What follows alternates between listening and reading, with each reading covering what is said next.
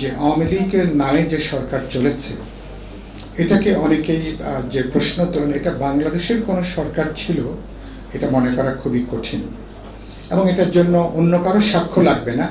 ওবায়দুল কাদের সহ সরকারি পতিত সরকারি মন্ত্রীদেরকে যদি রাজসাক্ষী করা হয় ভবিষ্যতে, ইতিমধ্যে তারা বেশ কিছু জবানবন্দি তারা দিয়েছেন যে আমরা দিল্লি আছে তো আমরা আছি, আমরা আছি তো দিল্লি আছে। তারপরে এমন একটা ব্যবস্থা কায়েম করা হয়েছে যেখানে বিরোধী দলে যাওয়াটা খুবই ঝুঁকিপূর্ণ। বাংলাদেশে কেউ এখন আর বিরোধী দলে থাকতে চায় না, বিরোধী দলে যেতে চায় না। বিরোধী দলে যাওয়া বা থাকা মানে প্রায় ধরেন গজবের মতন আর কি।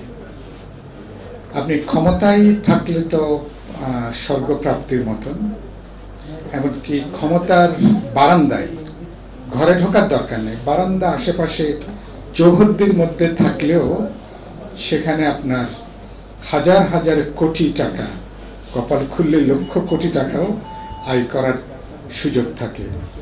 বাংলাদেশকে এরকম একটা জায়গায় এরা নিয়ে গেছে। এবং যে আওয়ামী লীগ এক সময় ভোটের অধিকারের কথা বলেছিল, ভাতের অধিকারের কথা বলেছে, মানুষ একটা অংশ তো বিশ্বাসও করেছিল, তাদেরকে একসময় ভোটও দিয়েছিল।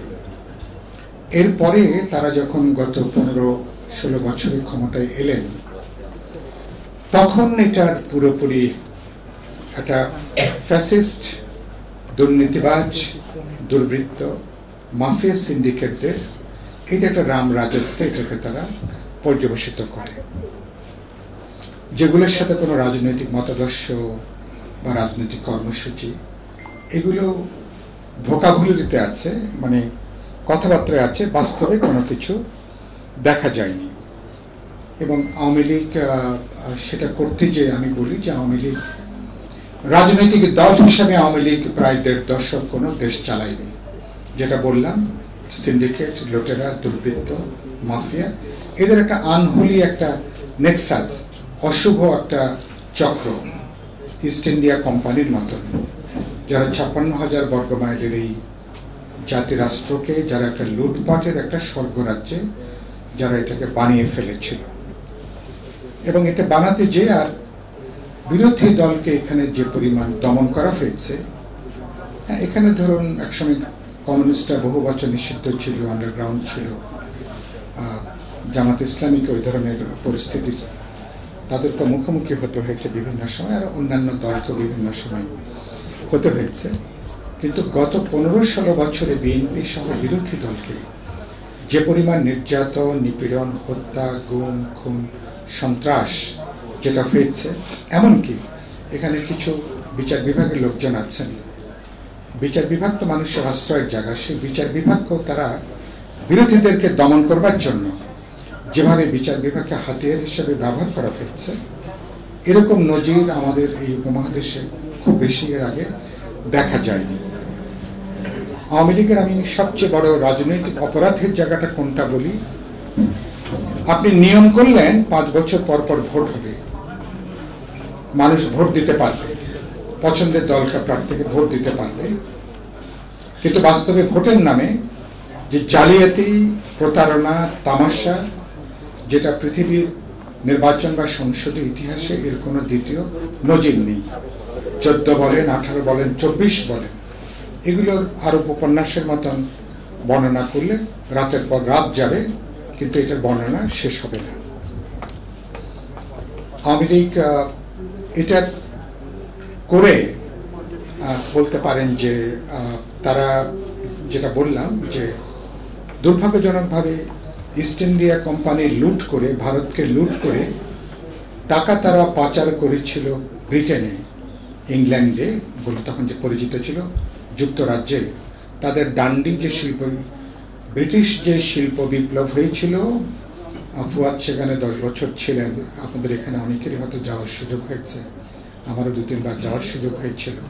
তাদের শিল্পায়নের বড় জায়গা ছিল ভারতের এই লুটপাট। আমাদের দুর্বৃত্তরা, আমাদের ডাকাতরা, আমাদের চোরেরা, এরা লুটপাট করে টাকাটা, এরা এতই চালাক, এরা বেশিরভাগ টাকাটা দেশে তারা টাকা রাখেনি, বেশিরভাগ তারা টাকাটা তারা বাইরে তারা পাচার করেছে।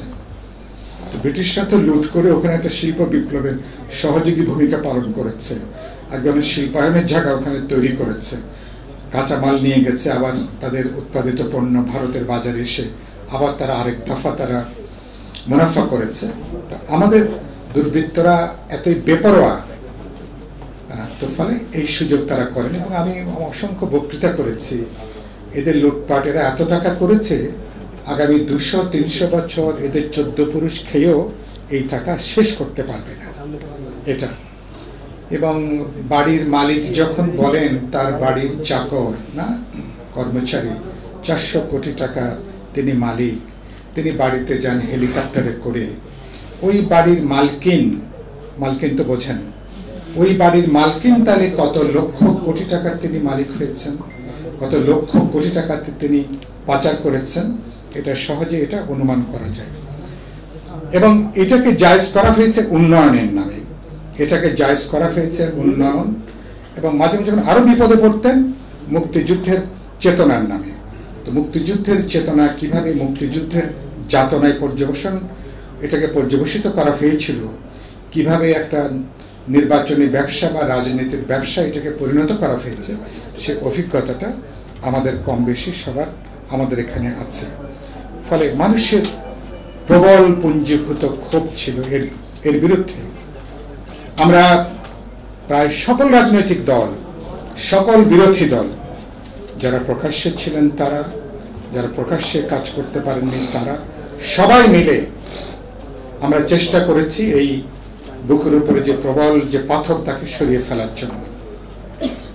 শেষ ধাক্কাটা দরকার ছিল, ছাত্র তরুণরা তারা সেই ধাক্কাটা তারা দিয়েছে, কিন্তু সাথে ছিল সকল রাজনৈতিক দল, জনগণের প্রায় সকল অংশ, শিক্ষক, অভিভাবক, সাংবাদিক, আইনজীবী, সমাজের সংবেদনশীল সকল মানুষ জীবন দেওয়ার প্রতিযোগিতায়। মুক্তিযুদ্ধের পরে তো এত বড় হত্যাকাণ্ড অল্প দিনের মধ্যে আত্মসংগঠিত হয়নি, যেটা 16 জুলাইয়ের পর থেকে 5ই আগস্ট পর্যন্ত যেটা সংগঠিত হয়েছে। তো সেরকম একটা জায়গায় কিন্তু এই প্রতিযোগিতায় আবার শ্রমজীবী সাধারণ মানুষ তারা কিন্তু বুক চিতিয়ে দিয়েছিল, তাদেরটা খুব বেশি আলোচনার মধ্যে নাই।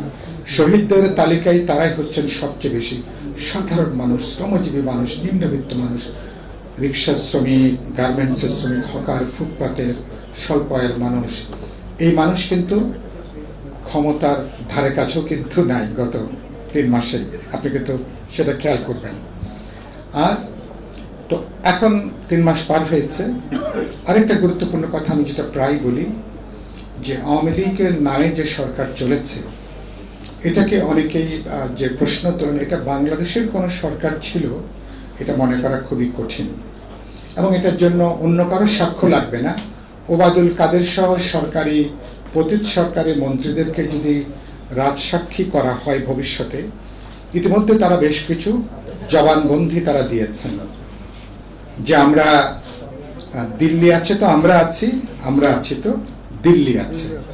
তার মানে বাংলাদেশের জনগণ, এখানকার ভোটারের না, বাংলাদেশের জাতীয় স্বার্থ, জাতীয় নিরাপত্তার প্রশ্ন না, যারা আছেন তারা বাংলাদেশকে ভারতের অন্যান্য যেভাবে অঙ্গরাজ্যগুলো আছে, ভারতের বিভিন্ন অঞ্চল আছে, এরকম একটা বাংলাদেশকে ক্লায়েন্ট স্টেটে তারা এটাকে পরিণত করতে চেয়েছেন। সমস্ত কিছুই ভারতের জাতীয় স্বার্থ, তাদের জাতীয় নিরাপত্তা।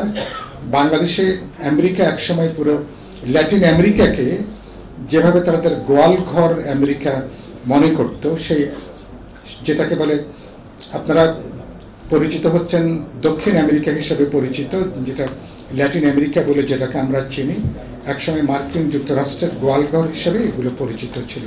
সেই গোয়ালঘর কিভাবে স্বাধীন জাতি রাষ্ট্র হিসেবে দেশে দেশে তারা ঘুরে দাঁড়িয়েছে, তারা প্রত্যেকটা দেশ বাংলাদেশের ক্ষেত্রে এরা একটা ভারতের একটা গোয়ালঘর তারা বানাতে চেয়েছিল তারা বাংলাদেশকে। মানুষের পঞ্জীভূত ক্ষোভের বহিঃপ্রকাশ আমরা লক্ষ্য করেছি। আমরা এখন যখন আপনাদের সঙ্গে যখন এই মিটিং মিলিত হয়েছি, 90 দিন, কয়েকটা দিন পার হয়েছে। আমি রাজনীতি মানুষ হিসেবে আমার খুব উদ্বেগ।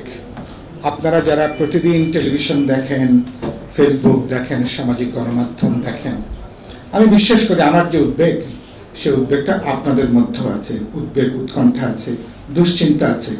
আমার কপালে ভাঁজের মতন আপনাদেরও কপালে ভাঁজ পড়ে বর্তমান এবং আগামী দিনের মানে ভবিষ্যতের কথাটা চিন্তা করে। প্রফেসর ইউনূস যখন বলছেন তিনি ফিরে এসেই ছাত্রদের দ্বারা আমরা নিযুক্ত হয়েছি, তার এই বক্তব্যটা তার পদের দায়িত্বের সাথে খুব সঙ্গতিপূর্ণ হয়নি, কারণ আমরা সকল রাজনৈতিক দল তাকে এক কাট্টা সমর্থন দিয়েছিল। আপনারা সবাই, জনগণের সমস্ত অংশ, হাসিনার ফ্যাসিস্ট রেজিমের বাইরে যত জনগণ ছিল সবাই প্রায় 2 হাত তুলে আমরা এক কাট্টা সমর্থন জুগিয়েছি। তিনি অ্যাড্রেস করলেন শুধুমাত্র ছাত্র তরুণদেরকে, তিনি তাদের দ্বারা নিযুক্ত হয়েছেন। তিনি খুব স্মার্ট কথা বলেন, তিনি তো নানা বৈশ্বিক প্ল্যাটফর্মে কথা বলেন। এবং শফিকুল আলম আমাকে একটা প্রোগ্রামে আমার সাথে ছিলেন, মাছরাঙ্গা টেলিভিশনের, ওদের রান্নাঘর নাকি একটা প্রোগ্রাম হয়, ওদের রান্নাঘর নাকি বৈঠকখানা, সেখানে আমাকে বলছিলেন যে উনি বলছেন যে স্যার প্রতিটা শব্দ তিনি খুব সচেতনভাবে বলেন, প্রতিটা বাক্য তিনি এডিট করেন, বলবার আগে তিনি চিন্তা করেন, হয়তো এই জন্য তিনি কথা হয়তো কম বলেন। মান্না ভাই যেহেতু ডিরেক্ট, আমি অবশ্য ভাই বলি ওনাকে, আমার সাথে তার দীর্ঘ 45 বছর আরও বেশি, প্রায় ওনার সাথে নানা কারণে দীর্ঘ সম্পর্ক। তো দেখলে আমাদেরকে এখনো জড়িয়ে ধরেন, হয়তো একেবারে লোকসম্মুখে। তো এই মানুষ এরকম একটা অসতর্ক বাক্য যখন ব্যবহার করলেন আমি খুব বিস্মিত হয়েছিলাম।